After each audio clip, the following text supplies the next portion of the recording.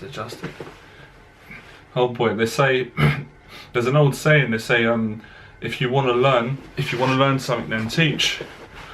And when you teach, boy, do you learn.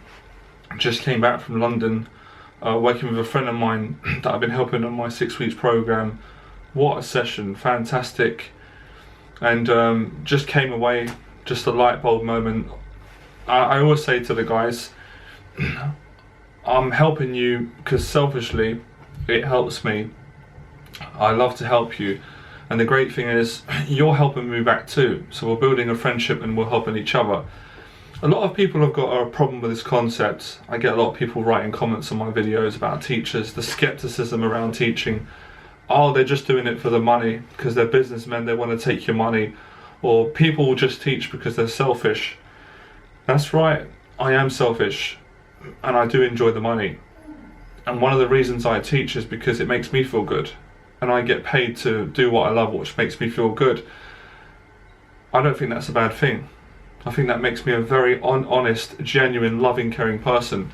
I think it would be completely hypocritical and dishonest. It's dishonest of me to say otherwise. And that's the only way I can help other people. I was working with my student today, my friend, and he said, you know, Johnny, I was skeptical of this coaching. I wasn't skeptical of you because I've seen your transformations. I've also seen the transformations of your other students. It's just incredible. But there was a part of me that didn't believe this could work for me. And I've now realized I was hesitant about taking the course with you, but it wasn't about money. And I said, of course it's not about money. Money's important, everyone has to get paid. But I said, what is it about? What are we learning? It's about love. It's about self-love. And he said the exact same thing that I said to Jeff when I did this, when I sat in Jeff's company, who I was paying to help me. I said to Jeff, you know what? There's no amount of money in the world that you could put for taking my pain away, helping me take my pain away. And that's the same thing what my friend was saying to me today. There's no amount of money in the world that you can put a price on for taking someone's deep trauma and pain away. Because that pain, it's great because we also learned in the lesson about money. Money's important, but money's not important in human life. Money's not important in love. When people make this mistake, that's when people lose everything, their integrity. So it was an amazing session. It was heart-wrenching, and I always say, and it's interesting because they say sometimes, I know this for a fact, they say that when you teach right and you teach from a non-selfish place, which is to get yourself right first and to generally help someone with completely no agenda other than to completely be compassionate and support them, something else takes over, something else comes through. Some people call it God, some people say higher consciousness. I can't explain it because sometimes I go away and I think to myself, I don't fucking know how I'm doing this. I really don't know how I'm doing this. If I was to sit and think about it too much, I'll be too scared, too frightened, I couldn't do it. But there's another part of me that knows exactly how I'm doing it and I don't even want to interfere with that. Anyway, I'm doing this video for me. I'm doing this video selfishly because this video is going to help me clear up a last bit of rust that I need to clear up internally. And I know equally in me being selfish and doing this video, this is going to help a lot of people, because for many years I owed myself this video. I owed this to myself, not to you guys, not to my dad, not to my mum, not to family, friends. I owed this video to myself because of what I've been through. When someone abuses you, whether it's physically, whether it's sexually, whether it's criticism, it fucking damages you. It fucking ruins you. Sorry my language. It absolutely ruins you. It trashes your confidence. It completely trashes your self-esteem. It makes you paranoid. Makes you lonely, makes you feel unattractive. It makes you feel that you can't trust anyone. Can't trust anyone. And you can't even trust the person that you're, your own body. You can't even trust yourself. As a matter of fact, it's so painful when someone does something like this to you. It affects every area of your life. It affected my walk. It affected the way that I spoke. It affected the way that I thought. It affected the way that I breathed. It affected the way that I slept. It affected my bowels, my stomach. It affected everything. It affected my personality. It affected my physical attractiveness. It affected my taste in fashion. It affected my taste in food. It affected me in every way. It affected me in ways that I didn't even understand and I didn't want to understand. Because that's what my dad done to me when I was younger. He blackmailed me so bad into feeling ashamed for him having to treat me like that, and made me feel that I could never tell this to no one, that this secret must never go past me and him. And I had to pretend that this wasn't going on, it wasn't happening, that this person was making my life a fucking misery every single day of my life, and this was continually to plague me even when he wasn't around. It was plaguing me through other people, hence social anxiety. I was seeing this monster, this bully, in every area of my life. That voice in the back, that monster of a voice that says, imagine what people were to think about you if you was to share this. Imagine if they really knew how you felt, and what you're presenting is not really who you are. Having to live with that voice every single day, 24 hours a day. And even when you're having some times where things are going well, it may last an hour, it may even last a day if you're lucky, but the trauma's always back in the background, and sometimes it just fucking destroys you. And you're so anxious, you're so nervous, you can't come out of your house. You can't even go in the mirror and look in the mirror because you're so ashamed. You can't even fucking make eye contact with people when they're speaking to you because you're frightened that they're going to see that you're damaged, goods. And you feel angry and resentful that you're damaged because you don't want people to think that you're a victim. So you get angry at yourself. You create self-hate, self-blame. And you try to find ways to forgive the abuser and to rationalize that what he did was right and you're wrong. He's in the right, you're wrong. You're just sitting down watching television and you're minding your own business, and all of a sudden someone's saying you're a fucking cunt. Would you take me for a cunt? Be a man. And that's supposed to be alright. And deep down you know that that's wrong, what the person's doing wrong. That's you don't treat someone like that. So then when you go out and you socialise with people, you think to yourself, sorry my language, but I'm just speaking the truth. If this motherfucker comes near me, I'm going to smash his face in. I had to live like that for years. So if any man comes near me, I'm going to fucking batter them. And that is playing in your mind. And then that becomes a reality. That becomes real. You're in a party, you're in a house party, you're sitting there calm, all of a sudden someone starts laughing at you, making fun of you or staring at you, and you've just knocked him out. And then you go home and then you feel sick and you think, why did I do that? And you feel terrified. You feel terrified of yourself.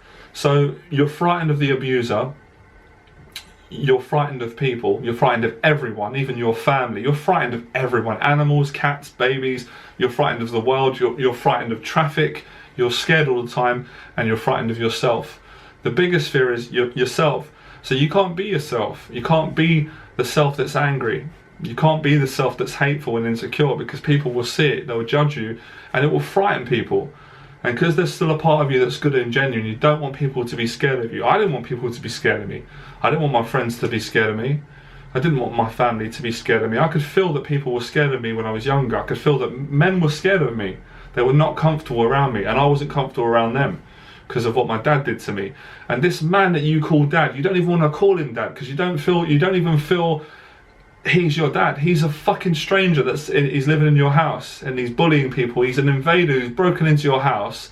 He's smashed you to pieces mentally and physically, and you can't speak. You don't like the sound of your own voice. You know why you don't like the sound of your own voice? Because when you were 15, he said, do you know how much of a cunt you sound like when you speak? Keep your mouth shut and wrap up, be a man. So you think, when I'm around people, I better wrap up and be a man, and I better frighten people, because he frightened me. And I'm frightened of him, and I want him to know that he scares me, so then he won't bully me. And then you're also thinking, how could my mum let this happen? How could my mum stand here and let this man beat the shit out of me? And then you're pissing down your trousers, you're thinking, oh my God, I'm wetting myself and I feel disgusting. You feel dirty, disgusting. You can't even believe that you're feeling this, but you think your mind's playing tricks on you. You're thinking, am I really feeling like this? Am I really feeling disgusting? Because when I look in the mirror, I don't look that bad. My mum says I'm handsome, people say I'm good looking, but I feel disgusting on the inside. I don't trust people as well. When someone smiles at me and they're nice to me, I think that they're trying to take the piss out of me, because that's what my dad done to me. So that's what abuse does to people. And then sometimes you sit there and you think, I fucking hate this person, I wish this person would leave my house. And then sometimes you feel sorry for the person, you feel bad, you want to help them, you want to fix them, and think, why are they behaving like that? Then you're depressed. Sometimes you can't speak. Sometimes you're so scared, you're with people in the middle of a conversation, bang, trauma comes, can't speak. Like this, silence. You're a kid again, you're a little boy. And there's no reason to be afraid, because you're talking to someone who weighs 8 stone. And you're a grown man, 6 foot, but you're scared of people. You're frightened of people, you don't trust them. Because the person who's meant to be your dad has fucking broken your trust and told you that you can't trust other people. You've got to be violent. So the only trust is in violence and fear. You have to be violent to be respected. So you make sure when you're around men that they're fucking scared of you. You make sure they're frightened of you so they stay away from you. See, that's what abuse does and trauma to people. And then some days you get off the hook. Oh, he's in a good mood. He won on the lottery, or he won on the horses, or he's had a good day at work, and the energy's different in the house. Oh, I can relax. But don't get too relaxed, because it could change any moment. That's what fear does. That's what it does. And you know what the most hurtful thing is? It's more hurtful when he's not in the room. Because you're socializing miles away. You're in someone's house, you're with friends, or you're in a different country. You're with a woman. You're with a woman in the bedroom. And it's all going well. And all of a sudden you can't get an erection. You're struggling to get an erection. Because the fear's following you from the past. It's got nothing to do with her. She's, bless her soul, she's beautiful. She doesn't know you're fucking traumatized. She hasn't got a clue. She thinks you're confident. You're not confident, you're fucking scared. You're hiding it, you're embarrassed, you're ashamed. You've got to protect yourself, because if you don't, they're going to see how you really are. They're going to see how you really are. And that's not good enough, is it?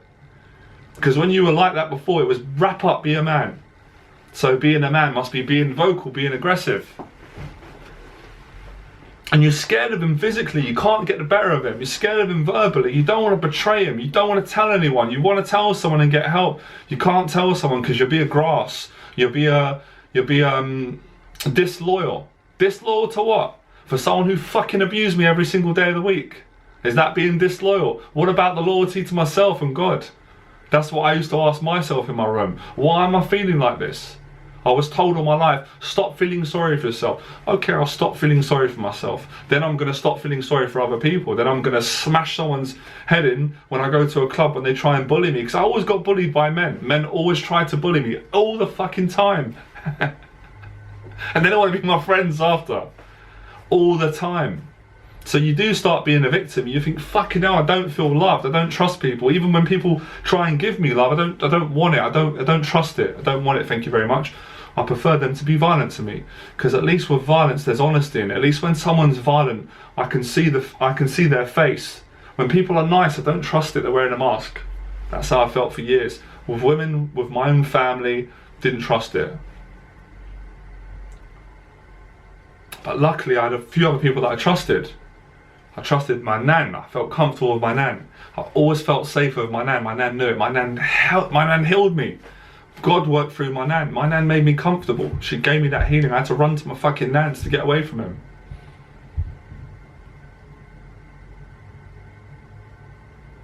Dishonesty, no love, fear, dishonesty, insecurity, male insecurity, not confident. Years of that. So I know how you feel. When you say to me, you don't understand how I feel, Johnny. No. You don't understand how I feel. You don't understand how I feel. I understand how you feel, because I felt it too. The shame, the embarrassment, the social awkwardness, the self-consciousness going into a room, thinking that everyone's eyes are fucking judging you. You're being judged and you're being x-rayed. How do I stand? Where do I put my hands? Where do I scratch my arse, my nose? How do I breathe? What do I say? What do I not say? Will I offend people? Will I not? You know, being a people pleaser one day and being a violent maniac another day. That's how I lived. That was me back then. Then one day, can't take it no more, because I'm being called lazy. being called lazy by the same person that abused me, and family are calling me lazy. You don't want to work, Jonathan. You want to sit in bed all day. No, you don't fucking understand, my friends, my family, even though I love you. I do want to work. I'm fucking scared to work because I've got to face people. I'm scared of people. Who's at work? People. When you go to do a job interview, who do you face? People. Well, times are changing now. It's Facebook, but back then, when you go on a first date, who do you face? A woman. People. When you go and see your friends, who do you face? People. When you go back to the household, the family, who you're around? People. When you're sitting by yourself and you're scared of yourself, who are you with? A person, a people. Social anxiety, social phobia. Had it for years. I couldn't tell no one about it. Made me violent. Made me jealous. Made me insecure. Made me confused. Didn't know what the fuck was going on. Sometimes I wanted to take my own life. I thought, I felt weak for thinking that, and I felt like I was trying to get sympathy from people. But the crazy thing was, I never even asked for sympathy. I buried it and I hid this for years from people. No one knew about it. No one knew about it. I didn't even know about it. I hid it. I didn't tell my friends. I buried it with separate personalities. I was not even aware I was doing it on a conscious level. That's my truth. But one day I said, I've had enough of this. I can't take this no more. I was in Fulham Broadway. I'd got my own room. I was happy because I'd got away from the monster who was bullying me, my dad.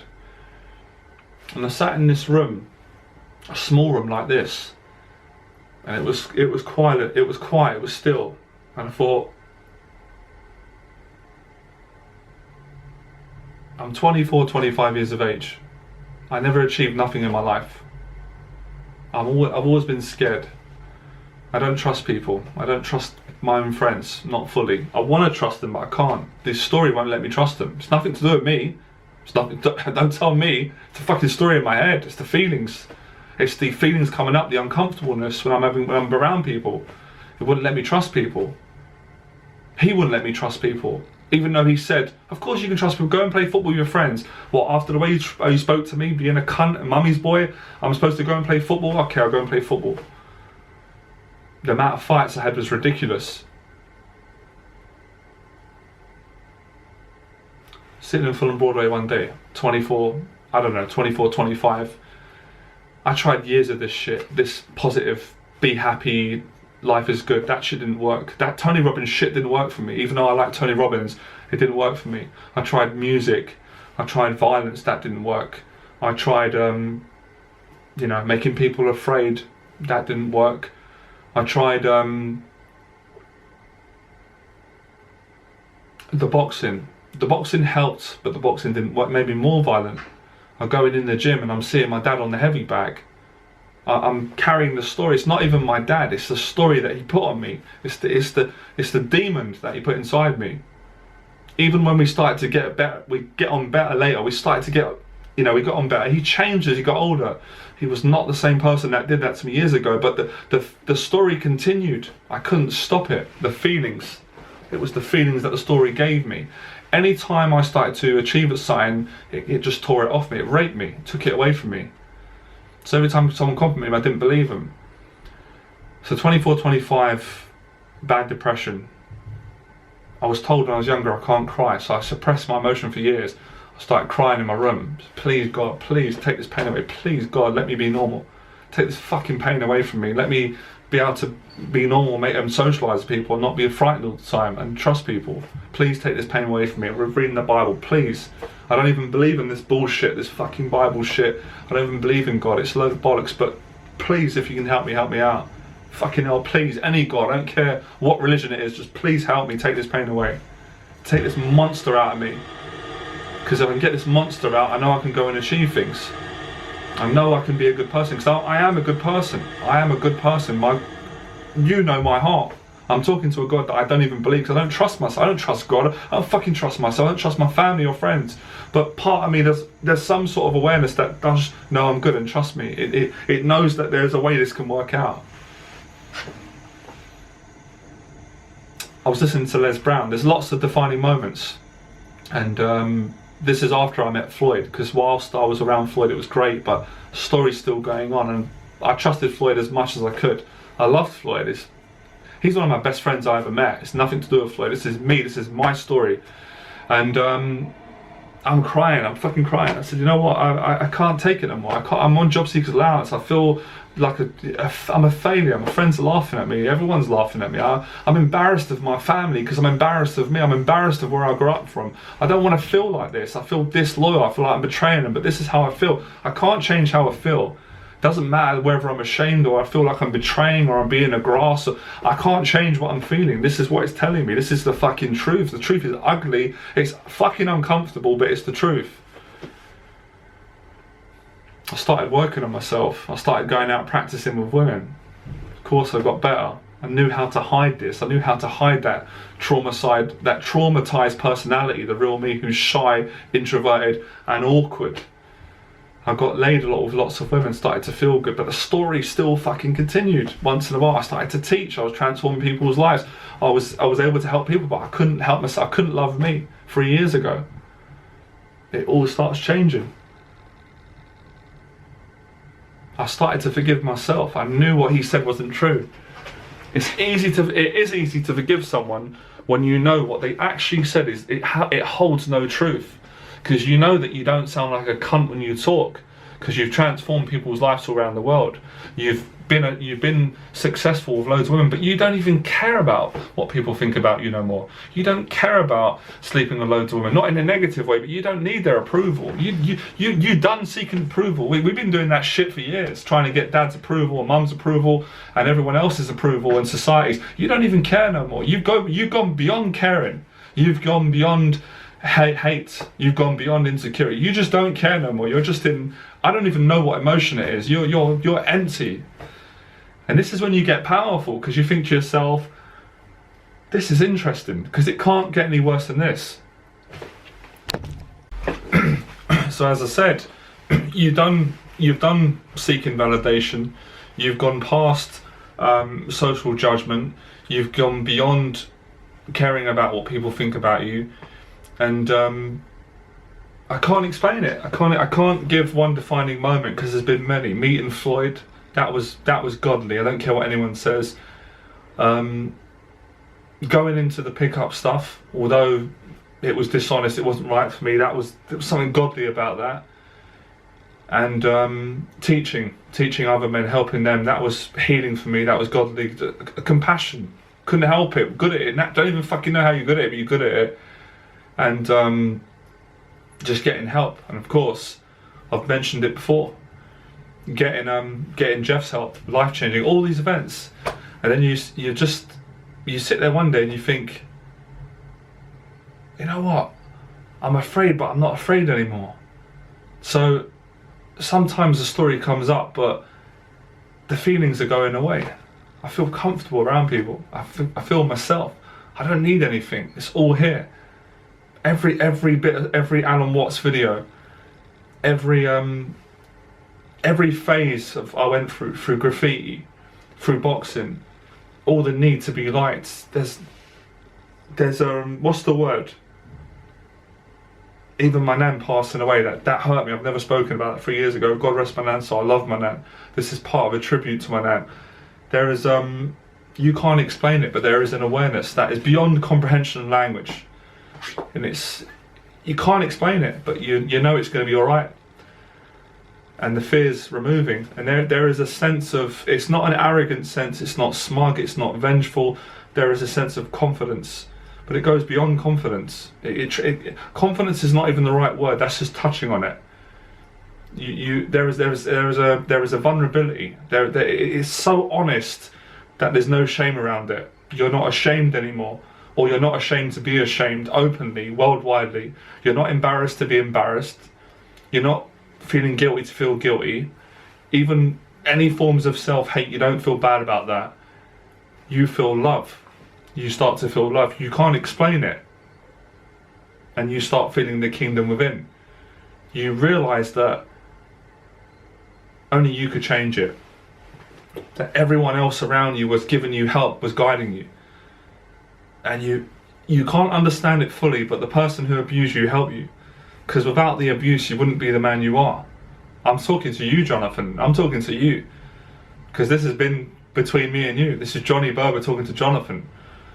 because we did it, we fixed it, we achieved everything we did. So it doesn't matter what happens up until now, because we weren't supposed to get this far.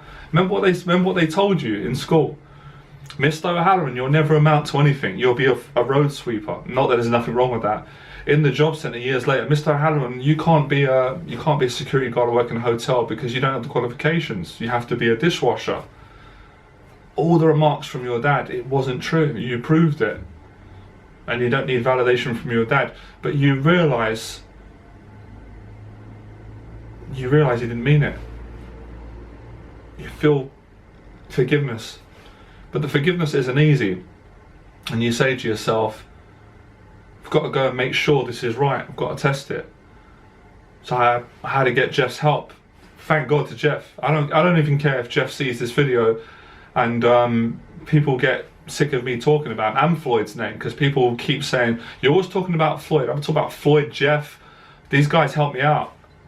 These are... I get emotional, but...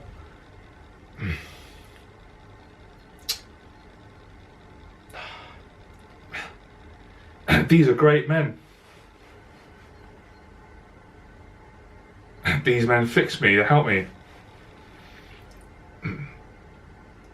That's why I'm a great man. Great man, sorry. Because God made me a great man. I couldn't do all this fucking shit without God's help. So all the approaching on the street or the pickup stuff, that shit didn't scare me. People say to me, watch my videos, I know I'm inspirational. How'd you do that? How'd you get to women? This is nothing. I had to go and approach my dad a few months ago. I was on the train in Edgware Road and I felt scared, fear and all the rest of it, and uncomfortable. I thought, I've got to go and do this. Excuse me, I might get emotional as I say this. I have a right to be emotional. After all, we are men. And just to make myself feel better, Mike Tyson cries. Went into my house. My mum answered the door. She was nervous, I could feel it. She was nervous because I wasn't nervous. Because my family are not used to me being present in the moment and confident and secure and loving and honest. My mum could feel it. There was a breeze of love coming towards my house. I said, how you doing, Mum? Mum, where's Dad? Oh, he's in there. I said, yeah, I'm just gonna have a word with him. I came in, see my dad. I felt bad, felt sorry for him. But I wanted to tell him, you right, mate? How you doing? I'm not alright, Dad. You damaged me, Dad, you know that? You damaged me when I was younger. You bullied me, Dad. You made me scared, you made me frightened of men. You made me violent, Dad. As a matter of fact, Dad, I'm sorry to use such graphic language. You made me fuck a lot of women because I didn't want you to think I was soft or gay or not a man.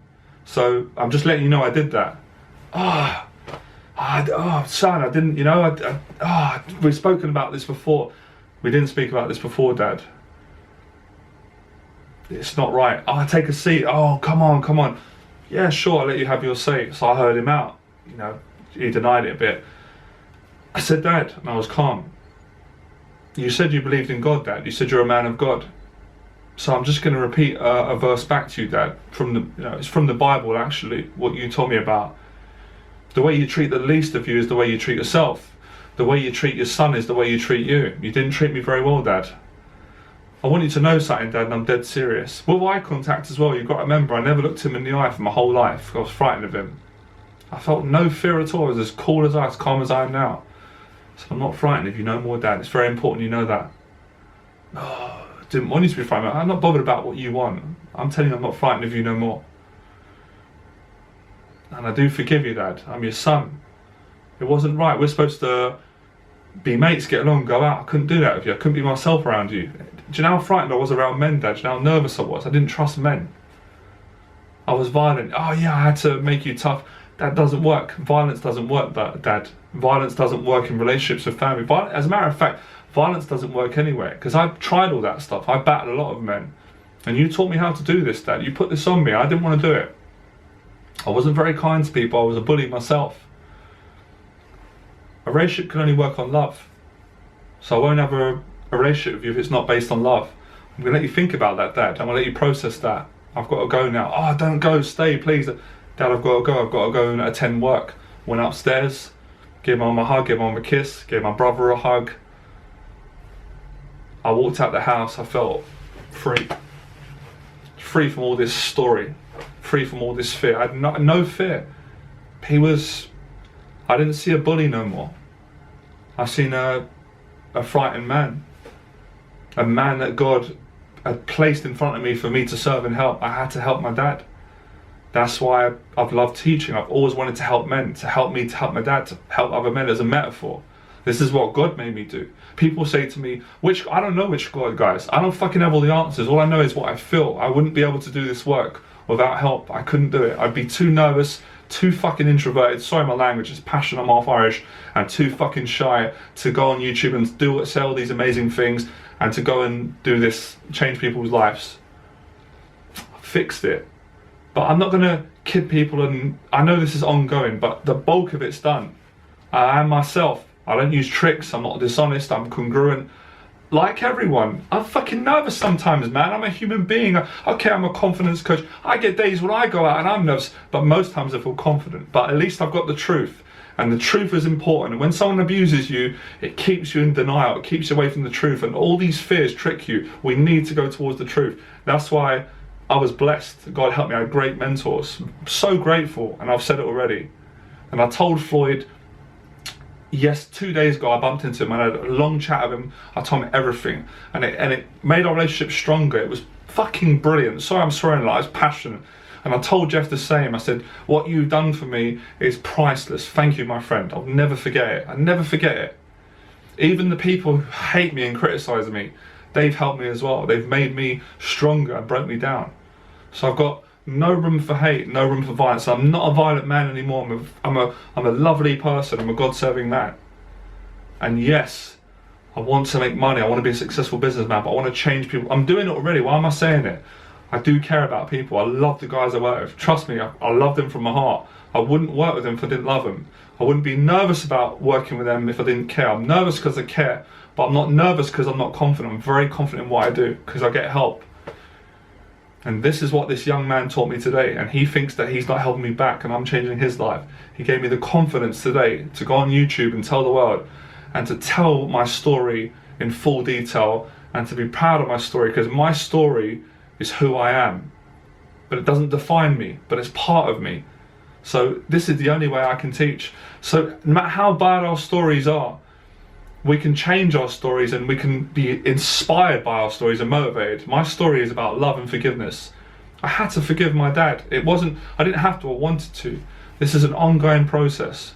I love my family. I'm very grateful for what things my dad did. I'm not the type of person, I'm pointing out what he did was absolutely wrong, but he done a lot of good for me. And even Jeff said that. Your dad's made you, he's built a strong infrastructure. That's why I'm a resilient motherfucker who doesn't know no when he hears no. Rejection doesn't exist in my world. Pain doesn't exist.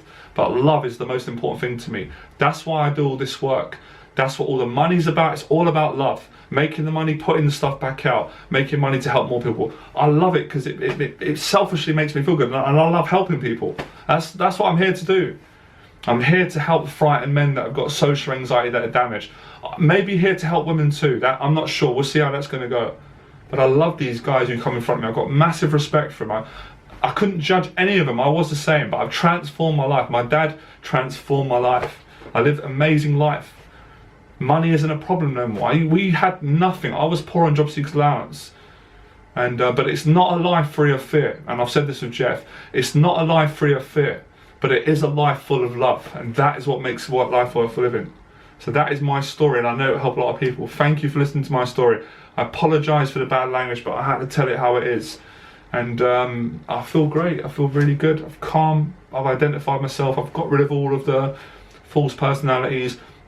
And I don't regret being Johnny Berba, the old guy. My student said to me today, do you ever watch those videos back? And I said, no, I love him. I don't regret, because I said, even though he was partly dishonest, he was a genuine man. He was fighting through his anxiety. You can't ask for no more than that. He was a man on the path, and I'm still on the path, and I'm still growing. And I want to inspire people to transform their lives and to forgive their abuser, but to forgive themselves, and to transform fear to love. It's all about love. And I love men. I've always got on with men. We've had fights, but they're being placed in front of me, and I will help them. And if I can't help them, I will pass them on to other coaches who can. But I'm sure there's going to be many that I can help, and it's going great. I love you guys. Thank you very much for your support and listening to me, alright? It's a pleasure. And I'm sorry about the bad language, but I had to tell a truthful story. That's how I felt. But I feel great. I feel amazing. And the story continues. Enjoy the process.